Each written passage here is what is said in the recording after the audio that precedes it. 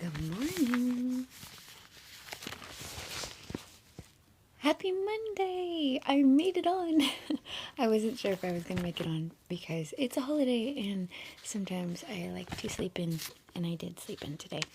So I feel like my gain's on too high, but let me fix that. I'm excited to be reading today. My kids are watching. They're watching a really old show. They used to be on Nickelodeon, so it's like it's so cool that they are interested in like the same shows that I liked as a kid.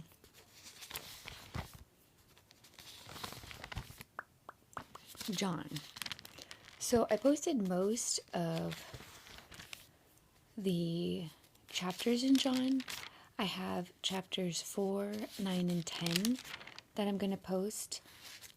And I will have a full playlist of John, and I put them in order. They were uploaded separately, just the way that they were saved on my phone, because my phone is full. And I'm like slowly deleting things because Google keeps telling me that, oh, your pictures are full. So I think I'm just going to get rid of a whole bunch of videos, which I'm not too sad about.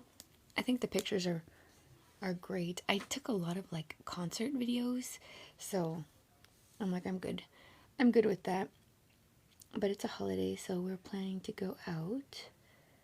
We were going to go to Koreatown in LA, but I'm not sure yet. I've never been there. And my daughter just wants to buy stuff. She doesn't really want to go for the food, and I hear they're really known for the food, and that's what I kind of was hoping for. I'm good with food. I don't mind food. But she wants to buy stuff, so I'm like, well, she's like, I could just go to Daiso and Five Below for some reason. I think she just wants to shop. But I know that there's like a Korean mall in the OC that, ooh, I lost my voice. A Korean mall in the OC that she wants to go, that we saw. So I think she wants to go to that too.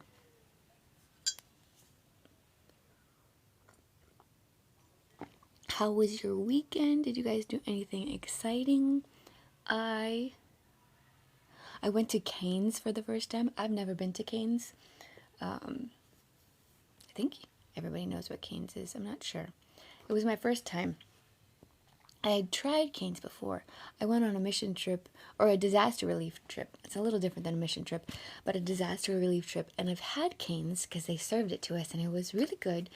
And I got to go, and it was pretty tasty. I had already eaten a lot, so I saved it and ate it the next day.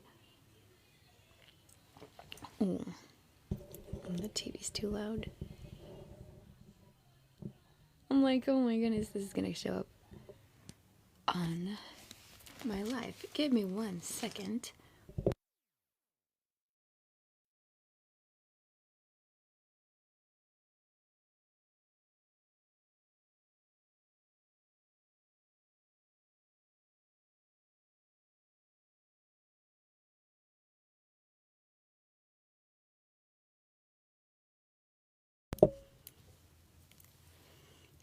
Sorry, it's the kids were watching TV, and I'm like, I can hear it straight, so this live will be interesting. Hopefully, you guys won't hear it on the individual videos that I post on TikTok, but for the YouTube, you'll probably hear it. They're watching Wizards of Waverly Place. But I'll go ahead and start.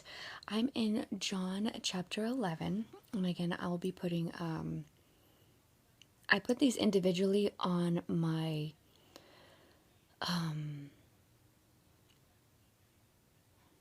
still hear it, sorry. Give me a second. My mic wants to pick up everything.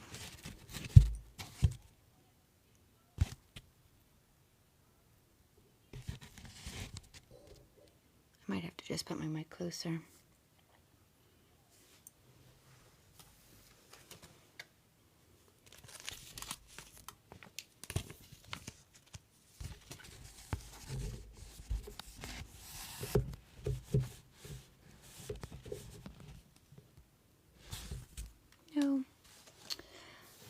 we'll have to live with it. Well, I could do one more thing. Give me 1 second. Sorry, guys.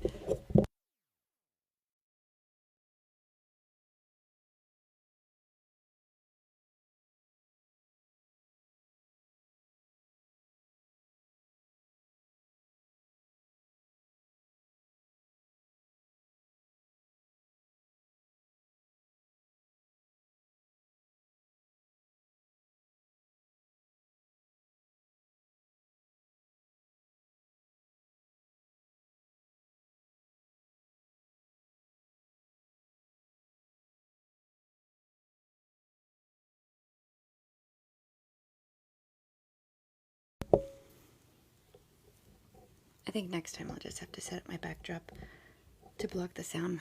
But we'll have to live with it. It's okay. I'll just try to speak closer to the mic. At least during the chapters. I think it doesn't bother me for just talking.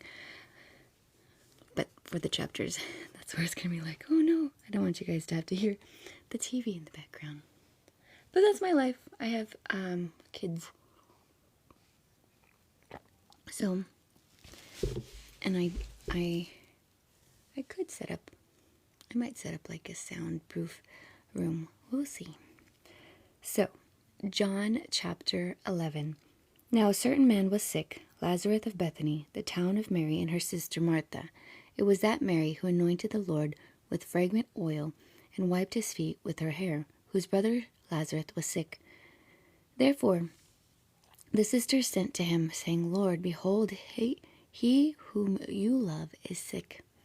When Jesus heard that, he said, This sickness is not unto death, but for the glory of God, that the Son of God may be glorified through it. Now Jesus loved Martha and her sister and Lazarus. So when he heard that he was sick, he stayed 2 more days in the place where he was. Then after this he said to the disciples, Let us go to Judea again. The disciples said to him, Rabbi, lately the Jews sought to stone you, and are you going there again? Jesus answered, Are not there 12 hours in the day? If anyone walks in the day, he does not stumble, because he sees the light of this world. But if one walks in the night, he stumbles, because the light is not in him. These things he said, and after that he said to them, Our friend Lazarus sleeps, but I go that I may wake him up. Then his disciples said, Lord, if he sleeps, he will get well. However, Jesus spoke of his death, but they thought that he was speaking about taking rest and sleep. Then Jesus said to them plainly, Lazarus is dead, and I am glad for your sakes that I was not there, that you may believe. Nevertheless, let us go to him. Then Thomas, who is called the twin, said to his fellow disciples, Let us also go, that we may die with him.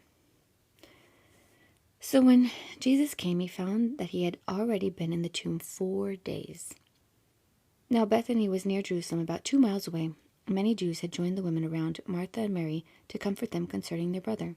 Now Martha, as soon as she heard that Jesus was coming, went and met him, but Mary was sitting in the house. Now Martha said to Jesus, Lord, if you had been there, my brother would not have died. But even now I know that whatever you ask of God, God will give you. And Jesus said to her, Your brother will rise again. Martha said to him, I know that he will rise again in the resurrection in the last day. Jesus said to her, I am the resurrection and the life. He who believes in me, though he may die, he shall live. And whoever lives and believes in me shall never die. Do you believe this? She said to him, Yes, Lord, I believe that you are the Christ, the Son of God, who is to come into the world. And when she had said these things, she went away and secretly called Mary, her sister, saying, The teacher has come and is calling for you. As soon as she heard that, she arose quickly and came to him. Now Jesus had not yet come into the town, but was in the place where Martha met him.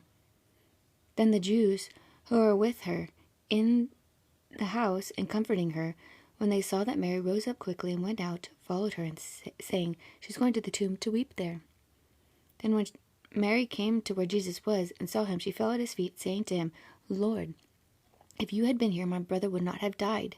Therefore, when Jesus saw her weeping, and the Jews who came with her weeping, he groaned in the spirit and was troubled, and he said, Where have you laid him? They said to him, Lord, come and see. Jesus wept. Then the Jews said, see how he loved him.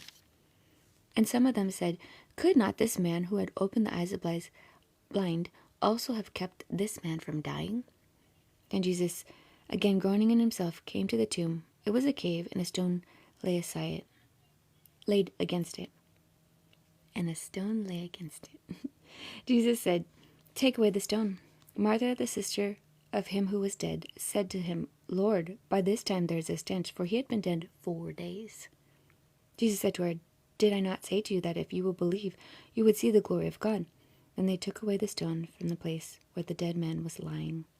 And Jesus lifted up his eyes and said, Father, I thank you that you have heard me, and I know that you always hear me. But because of the people who are standing by, I say this, that I may believe that you sent me. Now when he had said these things, he cried with a loud voice, Lazarus, come forth. And he who had died came out, bound hand and foot with grave clothes, and his face was wrapped with a cloth. Jesus said to them, loose him and let him go. Then many of the Jews who had come to Mary and had seen the things Jesus did believed in him. But some of them went away to the Pharisees and told them the things Jesus did. Then the chief priests and the Pharisees gathered a council and said, what shall we do? For this man works many signs. If we let him alone like this, everyone will believe in him, and the Romans will come and take away both our place and nation. And one said to them, Caiaphas, being the high priest that year, said to them, you know nothing at all, nor do you consider that it is expedient for us that one man should die for the people, and not that the whole nation should perish. Now this he did not say on his own authority, but being high priest that year, he prophesied that Jesus would die for the nation, and not for that nation only, but also that he would gather together in one the children of God who were scattered abroad. Then from that day on they plotted to put him to death. Therefore Jesus was no longer walked openly among the Jews, but went from there into the country near the wilderness to the city called Ephraim, and there remained with his disciples. And the Passover of the Jews was near, and many went from the country up to Jerusalem before the Passover to purify themselves. Then they sought Jesus and spoke among themselves as they stood in the temple, what do you think, that he will not come to the feast? Now both the chief priests and the Pharisees had given a command that if anyone knew where he was, he should report it, that they might seize him. Sorry, I feel like I was holding my breath. I was trying to be loud, so that way it'd take away the background noise here.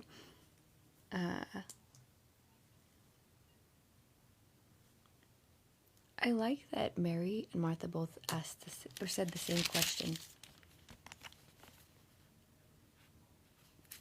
They both had faith that if Jesus was there, their brother wouldn't have died.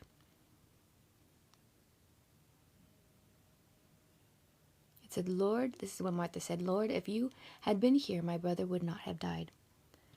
And Mary said, Lord, if you had been here, my brother would not have died.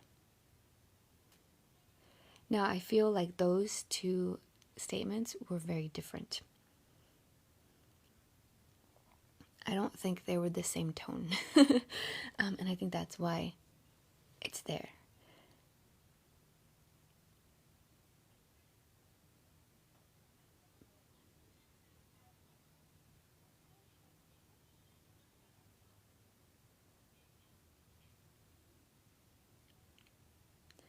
When Martha, I think this is interesting, and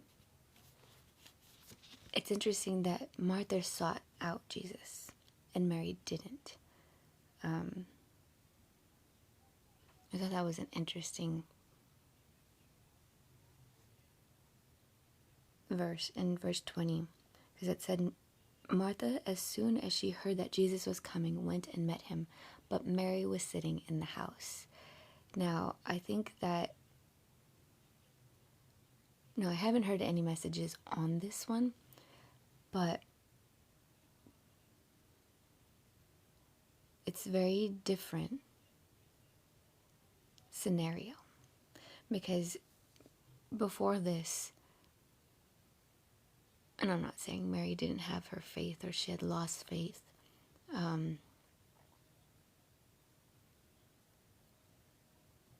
But when maybe her faith was challenged, because in verse 21 it said, verse 22, Martha also added, but even now I know that whatever you ask of God, God will give you. So she had faith that there was some sort of purpose, there was something coming. I don't think she knew that he would bring him back to life, but she was in a different spot than she was before, when she was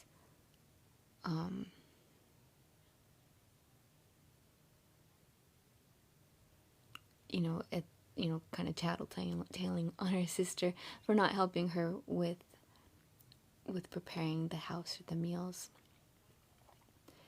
And I thought it was interesting, though. She also goes up to Mary and said, "The teacher has come and is calling for you." But I didn't see him coming. So I don't know. That was an interesting part as well. I think that's it's just a scenario I've never paid attention to.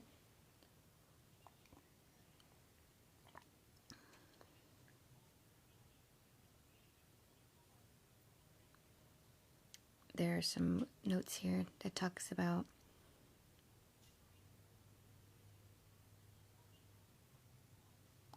oh, thank you for the heart puff and the rose. I don't know how to say your name, but thank you. Those heart puffs are cute.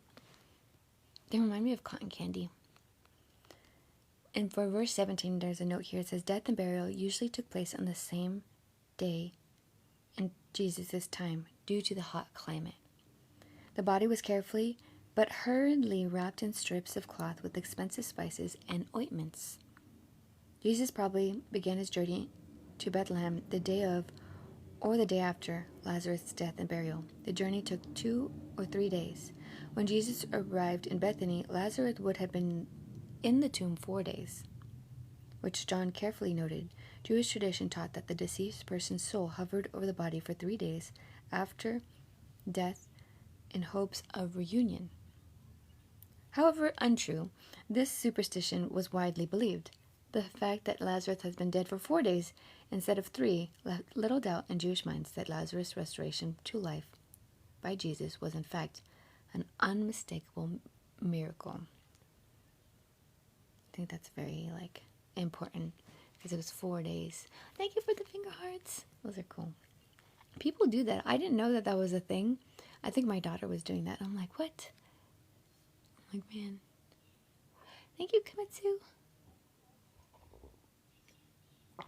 Now I could see your name. For some reason, it didn't show your name. It had a weird symbol. For verse 33, it said, Jesus groaned in the spirit and was troubled when he saw Mary and the others grieving and weeping. A lot of times in grief, we're not like ourselves. When we grieve, we're not, there's just some sort of emotional, trauma and turmoil that happens when it comes to grief. I know the times that I've gone through intense grief, I don't recognize my responses or what I've done. I'm like, man, there is this weight that is carried, and grief changes people. A lot of people grieve different things. They can grieve people, they can grieve situations, they can grieve, they can grieve, I think there's even something where it's somebody else's grief. It's that second hand, trauma kind of thing. The verb translated groan may mean deeply disturbed, troubled. Troubled in Greek, tarasso, has connotation of being agitated or disturbed. Jesus could have been perplexed and grieved for several reasons. His heart was filled with the indignation against sin, the cause of suffering and death. His heart was filled with the indignation against sin, the cause of suffering and death. A large number of strangers have traveled from the Passover feast in Jerusalem to wail at Lazarus' funeral, and he might have been angered by their hypocrisy. Often funeral wailing was only an artificial display of emotion. Tears might have come to Jesus because he entered so deeply into the agony of others. Jesus could have foreseen his own approaching crucifixion and grieved in advance for those who would mourn his death. Oh, I like that. That's a cool one too. California. I'm from California.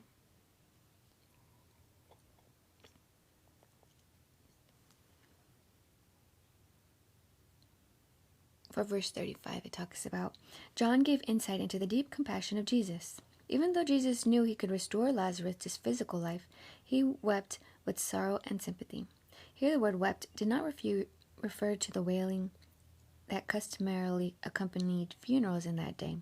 Funeral wailing ordinarily meant uninhibited, loud crying, even screaming or shrieking. This open display of emotion was often done by people who did not know or care about the dead person. The more dramatic the wailing, the greater tribute the Jews believed they paid to the deceased. In Jesus' case, the word wept simply means shedding tears. Thank you for the rose, London. And, sorry, I missed this part. Obviously, Jesus suffered a deep agony of spirit and was genuinely moved by Lazarus' death. Jesus' tears provide remarkable insight into his true humanity. No, I'm not single.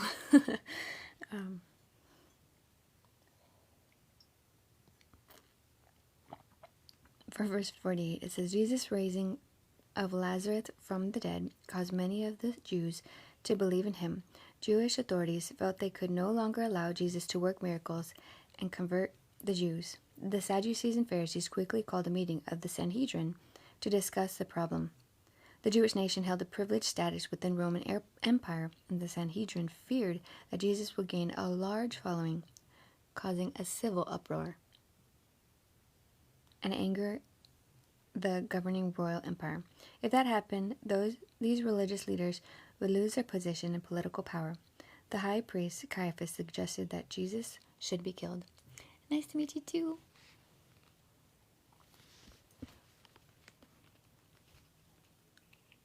So, a lot of times we read about the Pharisees kind of feeling out of control. They feel like they're not in control of their people because they were kind of put in charge of the Jews by Rome. When Rome took over, they were allowed to kind of still practice what they worked out with the Romans, and having Jesus growing in popularity very quickly, they knew that they had competition in power, and they didn't believe who he was. They didn't believe that he was the Messiah. They didn't believe that anything he did was true. He did some really big miracles, which I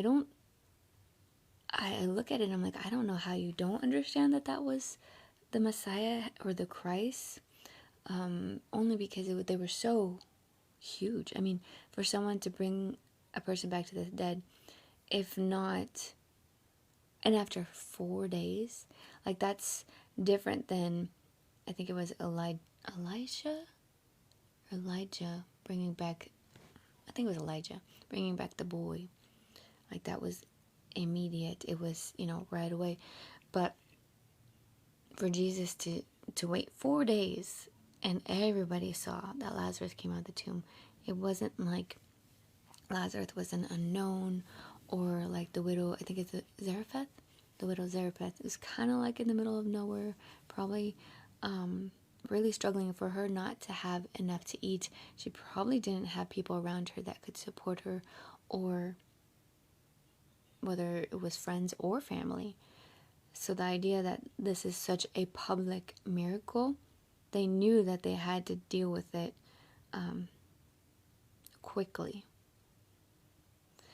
And I love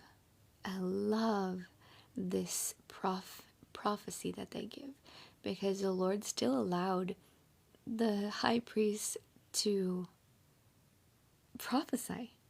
And that's where you have to be very careful, because sometimes you could be around people who are pastors or claim prophetic gifts, and they still come true, but doesn't mean that they are right with the Lord.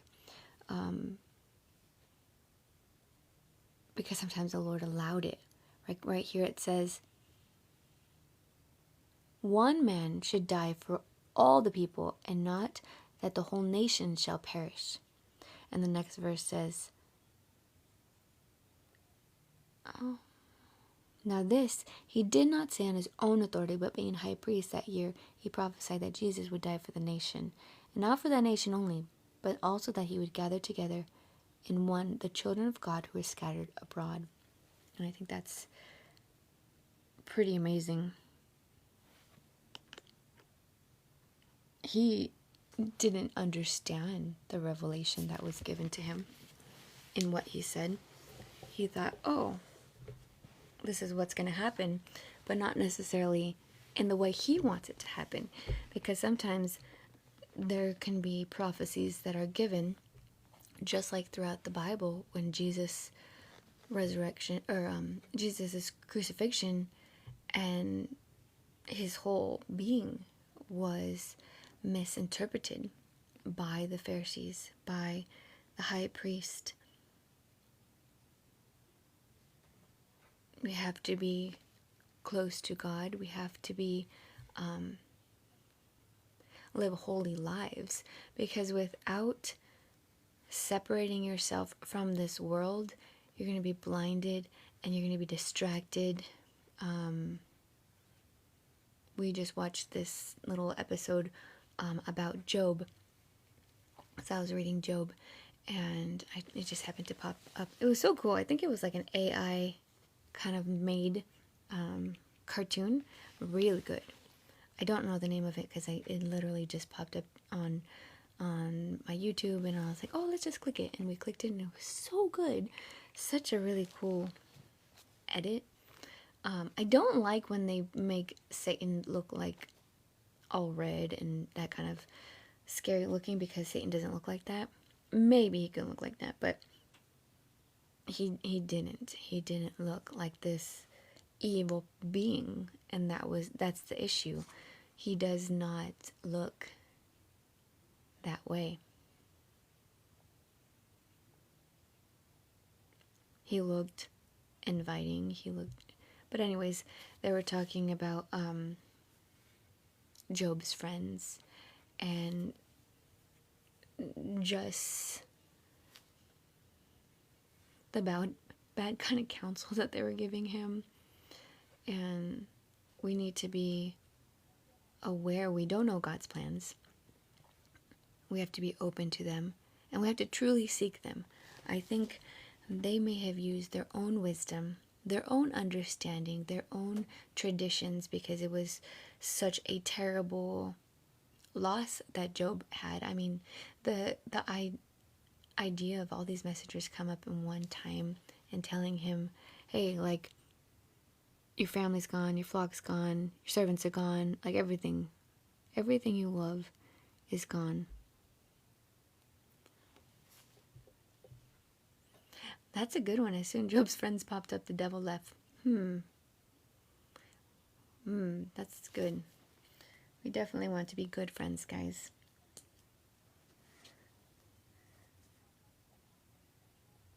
I've been thinking a lot about friendships, because friendships are hard, and nowadays in this digital age, it's such a hard thing.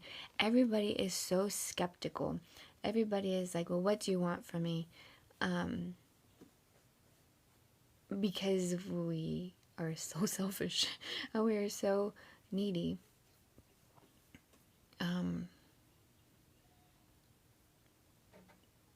sometimes we have a perception of friends because that's the kind of friend that maybe we are. Maybe we are, what is it? Not reflecting.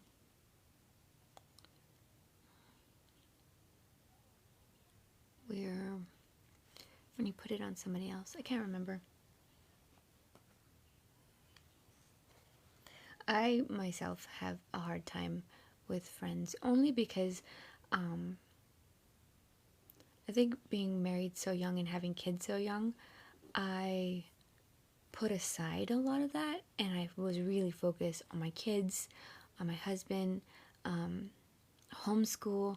Like there was a lot of things that I was just busy and I didn't always develop really deep friendships, or I put it on one person, and that's a hard thing. You know, when you're putting all your energy onto one person. I mean, Jesus had three close friends, his inner circle.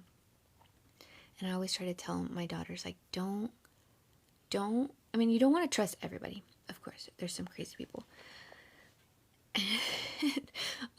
But you want to have multiple friends. You want to have multiple close friends. I was always thinking, oh, you can only have one. You can only have like one best friend.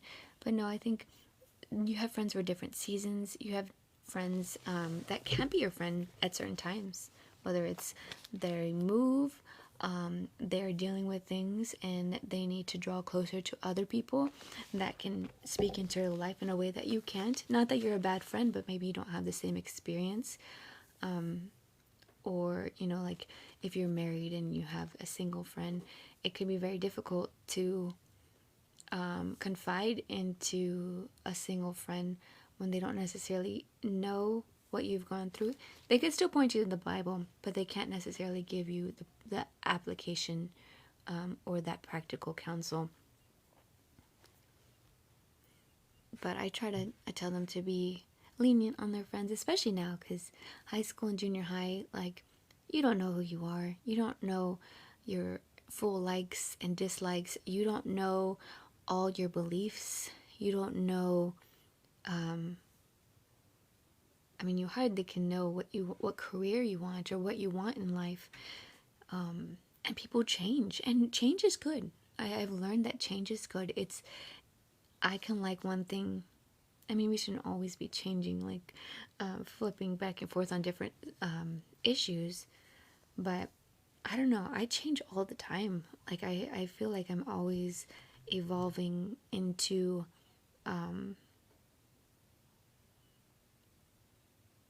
something. You know, like we gain compassion, we gain empathy, we gain experience. We learn from our mistakes, and if you don't learn from your mistakes, they keep coming. They keep going. The same trials will come, and it won't be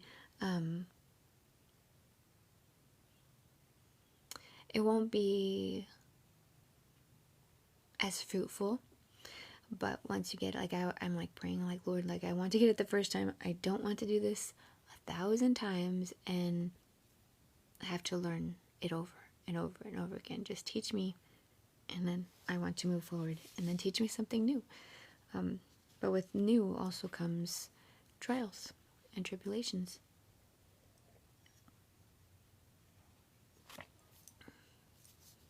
Oh, that's so cool. Arrowhead's nice.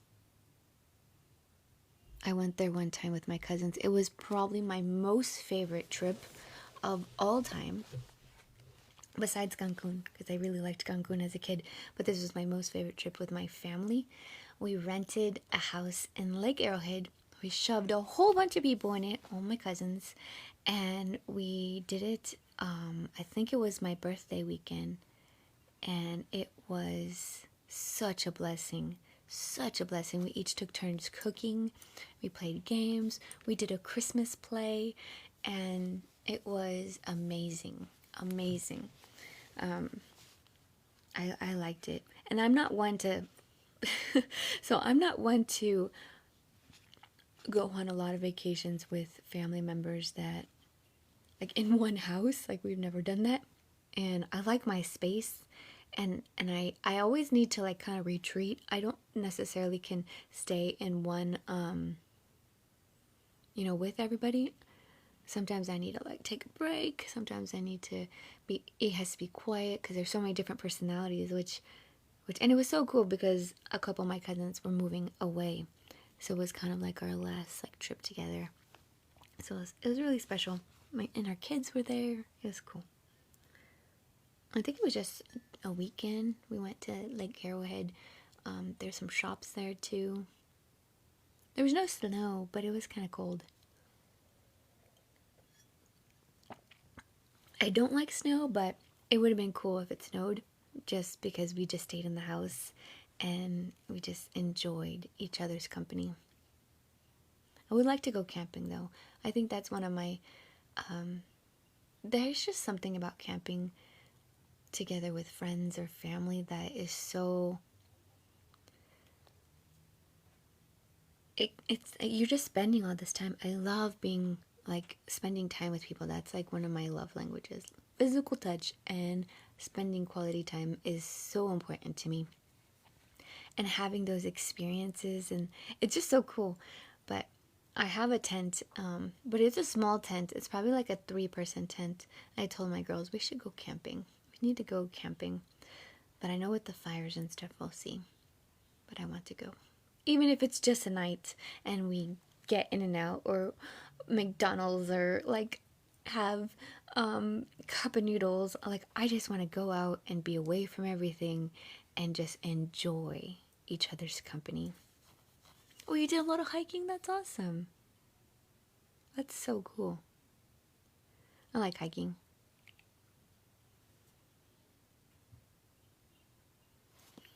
I'm going to go ahead and read the next chapter and then we can continue talking.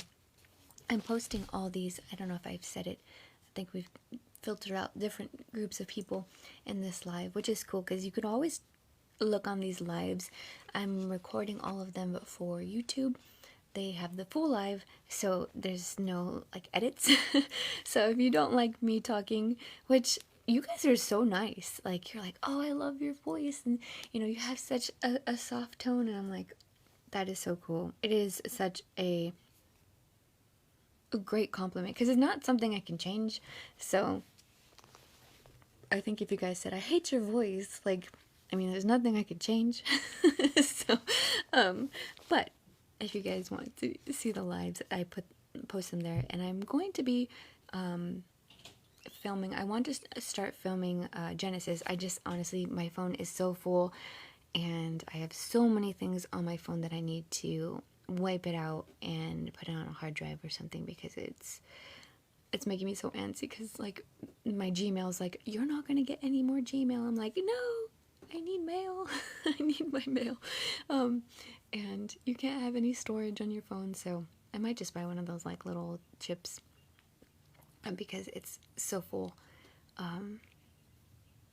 But yeah, so I'll be posting those on there, and I want to start from the beginning of the Bible. If not, I bought a chronological Bible, which I want to actually write in, which I'm terrible at writing in Bibles. I've done it little by little, but it's like very minimal. But I want to like write in this whole thing and really see what the Lord is showing me. And it's going to be I want to do the year Bible again. I might still do these long ones where I will be sharing books of the Bible, but I want to do, it's chronological Bible, so it'd still be similar format. But I think it's only 15 minutes a day, so they'll be shorter lives. Maybe I will read them and do them. I'll also post them as stories or post them on my YouTube as well. Just me reading them throughout the whole Bible. I personally love to listen to the Bible.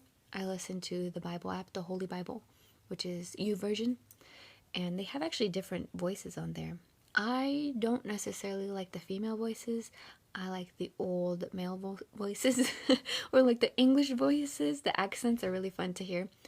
Or like the NLT has one where it's like background noise, and I like hearing like if they're in Jerusalem, you can hear like the people in the area. So it's very, I love like listening to audio books and Morgan Freeman voice. No, oh my goodness, I would have loved to listen to Darth Vader's voice, James Earl Jones. That would have been amazing. I'm sure with AI they can do it now and just put the whole Bible. I don't know if he's ever done the Bible, but I love his voice. He's probably one of my favorite voices. Well, mainly because of Darth Vader. Yes. Morgan Freeman's good too. I like his voice. Especially, I think he was God in Evan Almighty. And so he has a good voice there. I love voices. There's so many actors' voices that I love to hear and listen to. Sometimes I think I put movies on just to listen to their voices because I don't like to. I like to watch movies, but not watch movies. I like to listen to the movies. I used to love to listen to stories. I think now they have like podcasts and stuff. I love those kind of things because I can be busy and doing things and not sitting down and watching them. The only time I like to like sit down and watch movies if it's like a new movie, or if I want to sit with my girls, or if I want to organize something. Sometimes I'll sit there and like I don't want to go through this, which I've been doing a lot of organizing, and I will sit there and I can fold clothes or go through things, and I can sit there in front of a movie. But lately it's been just listening, like when I pull weeds or I've been mowing the lawn, and I learned how to use the weed eater, which is so heavy, but I think I need to buy a lighter weed eater because it is heavy. But I'm probably going to develop muscles and I'll be strong enough. But I have to take breaks. Like I go down one line, I'm like, okay, I'll take a break. I go down another line, I take a break. I'm like, the people on my neighborhood are probably like, what is this girl doing? I always have like the gardeners that give me their they send their like estimates and stuff to me. And I'm like, maybe I'll just get a gardener. But I don't know. It's been very fulfilling. I prefer doing yard work versus housework. I do like housework, but I think if it was just me, then it would stay clean. But I have a dog, I have a bunny, and I have kids, so I know but they help me a lot. They help me a lot now. Before, it was crazy. Before, they would literally just throw things on the floor. I don't technically have a garden. I do have some fruit trees. I have a lime, a fig, and a pomegranate. I had rosemary bushes, but I killed them. I have gardenias. I don't know if that counts. I do have hydrangeas that are incredible, and they're probably my favorite. Besides white roses, I had white roses because I was under the impression that I am not going to have flowers that are useless, and it sounds so weird. Like roses, I love white roses. I have 1, 2, maybe 5 white roses. 2 of them are long stemmed. Probably the most prettiest roses like ever. I used to have black roses, or like these deep red ones, but they kept changing the colors of my white roses, so I got rid of them. I have white lilies, and I have 1 chocolate lily, which is not really breaking ground. I think it's the ground is kind of stiff because it's not necessarily blooming. It's like partial blooming. I don't know. It's like I have like 1 stem sticking out, so I don't know. I think I need to water it. I think the dirt got too hard there. I have plumerias. My parents gave me a ton of plumerias. I prefer the white ones, but I have I think 3 or 4 different colors. I think that's it. I want to... Oh, and I have ferns. So I kind of do have a garden. I have sword ferns. I think they're called sword ferns. Oh, and then in my house, which has survived, I'm surprised. I think the only thing I forget to do is put like fertilizer in it, or like more dirt, is the pothos plant, which I want to get more because I hear that's really good for the air quality. And I live in an old house, so I know, and I don't really want to buy like not a humidifier, but a purifier. So I know plants are really good for that. So I do want to have more plants. Oh, and I have some succulents. I have a lot of plants, guys. I have a huge aloe vera plant, and I've got 2 more aloe vera plants in pots. So I cannot keep, for some reason, I cannot keep spearmint alive, which they say you can't kill those. I've killed 2, maybe 3 of them already. So I'm not meant to have those. I think I need to put it like under a sprinkler. Because if the ones that are under sprinklers are doing very well and they thrive, the other ones do not. Oh, and I have palms. I have a big yard. I have a big yard, guys. I have a small house, but I have a big yard. And I would love to have ducks. I think if I take down my shed, which I don't necessarily need, I could put everything, I'll fit in my garage. If I take down my shed, I could build like a duck coop, but I'm not sure if the neighbors will tell on me because I don't think I could have ducks here. Maybe if I bring the ducks inside the house, then nobody would notice, but I really do want ducks. They're bigger eggs, and they're just so cute. And I need like 2 little ducks. I want like 2 little black ducks. That's a lot. Yeah, it's a lot of plants. Yeah, saying it out loud is like, wow, that's a lot of plants. But if you see it in my yard, it's not like, they're not huge or not big, but I do have a big backyard. But it's mostly concrete because I like it that way because I don't like grass. I have a lot of grass in the front and it's terrible. I hate grass. But it works. I'm like, maybe if I got like chickens or something, I could put them in my front yard and just walk them around and they can eat the bugs on the grass or something. But again, I don't think I could have chickens in my area. But I'm sure if I made enough eggs, my neighbors would be fine with it. So, but I don't know. It feels like it's the end days. We eat so many eggs that duck eggs, I think, might be better for you. But I don't know. We'll see. Yes, eggs. We eat so many eggs. I'm not like my kids don't like to eat a lot of meat unless it's like carne asada. But even then, they get tired of it. I'm like, how do you get tired of it? But that's how it works. You get tired of eating the same thing.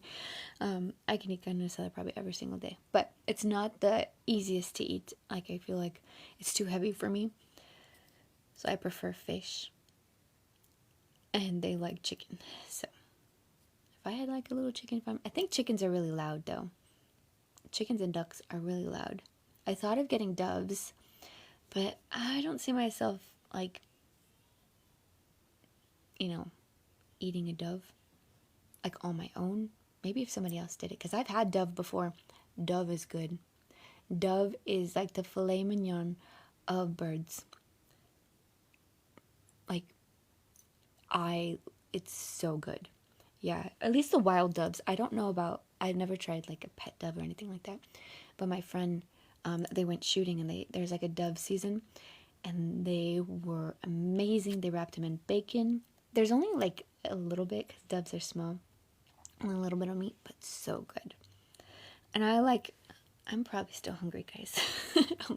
I like the whole idea of like living off the land and stuff. My friend invited me to go hunting with her. I personally can't hunt because I need a license, but she would like take me with her. So I'm tempted to go next time. I think she goes to like Utah or something. She got a huge deer. But yeah, I'm like, I probably would do it. I'd be a little nervous, but they kind of do it for you. Like they will pack it, they will do everything. You just pay them and then they ship it to you or you go pick it up. But I'm going to go ahead and read John 12. John chapter 12. Then 6 days before the Passover, Jesus came to Bethany where Lazarus was, who had been dead, whom he had raised from the dead. There They made him a supper, and Martha served, but Lazarus was one of those who sat at the table with him. Then Mary took a pound of very costly oil of spikenard, anointed the feet of Jesus, and wiped his feet with her hair, and the house was filled with the fragrance of the oil. But one of his disciples, Judas Iscariot, Simon's son, who would betray him, said, "Why was this fragrant oil not sold for 300 denarii and given to the poor?" Then he said, "Not that I care for the poor, but because he was a thief, and had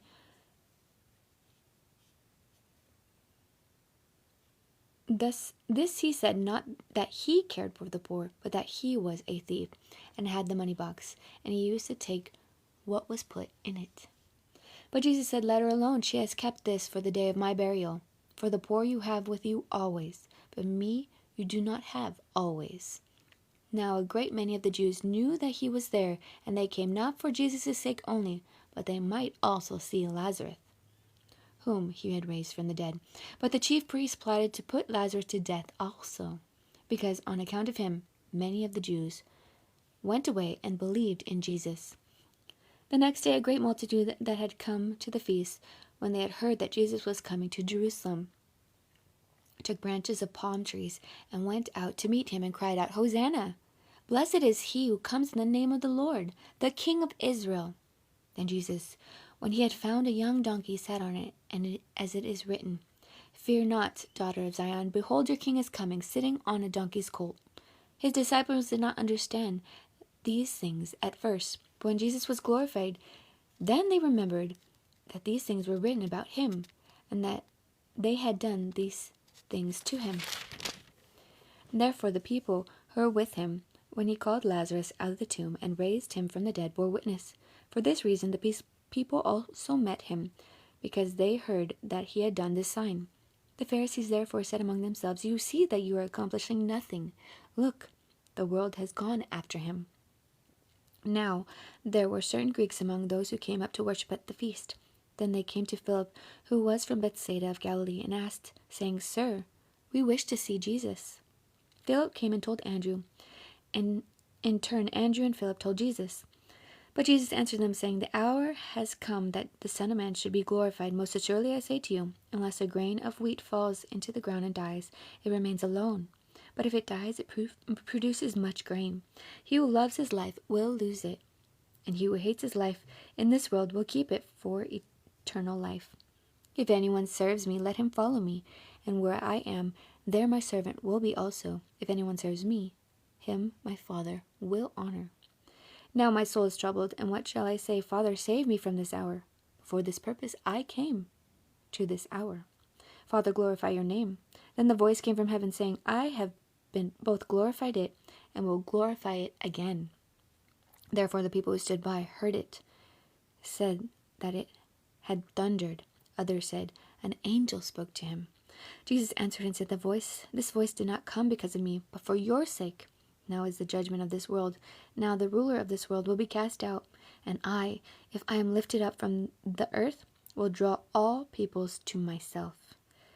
This he said, signifying by what death he would die. The people answered him, "We have heard from the law that the Christ remains forever, and how can you say the Son of Man must be lifted up? Who is this Son of Man?" Then Jesus said to them, "A little while longer, the light is with you. Walk while you have the light, lest darkness overtake you. He who walks in darkness does not know where he is going. While you have the light, believe in the light, that you may become sons of light." These things Jesus spoke and departed and was hidden from them. But although he had done so many signs before them, they did not believe him, that the word of Isaiah the prophet might be fulfilled, which he spoke, "Lord, who has believed our report? And to whom has the arm of the Lord been revealed?" Therefore they could not believe, because Isaiah said again, "He has blinded their eyes and hardened their hearts, lest they should see with their eyes, lest they should understand with their hearts and turn, so that I should heal them."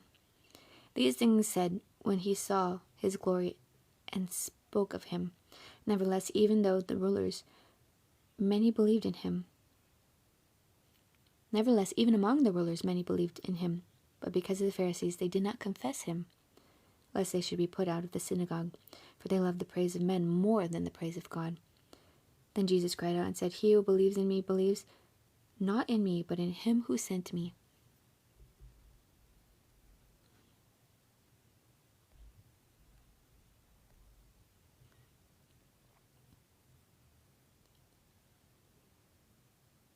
And he who sees me sees him who sent me. I have come as a light into the world, that whoever believes in me should not abide in darkness. And if anyone hears my words and does not believe, I do not judge him, for I did not come to judge the world, but to save the world. He who rejects me and does not receive my words has that which judges him. The word that I have spoken will judge him in the last day. For I have not spoken on my own authority, but the Father who sent me gave me a command, what I shall say and what I shall speak. And I know that his command is everlasting life. Therefore, whatever I speak, just as the Father has told me, so I speak. That's so good. So I can't go longer than an hour on this live, only because it won't let me record the live. So I have like 4 minutes or 3 minutes.